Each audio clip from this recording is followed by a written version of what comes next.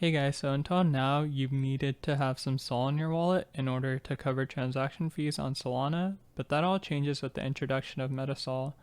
Now you can use various SPL tokens including USDC and PAI in order to cover these fees, so I'll show you a very brief demo of MetaSol now. If you haven't already, you can go ahead and go to metasol.xyz. After you do that, connect your wallet. So I'm going to be using Phantom.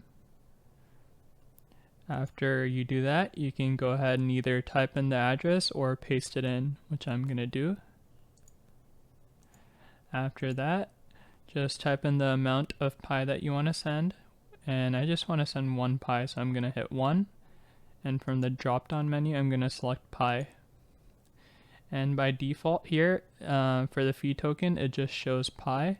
But if I click on the drop down menu, I can see that I can choose between USDC, PAI, or USDT. So I'm just going to keep it as PAI.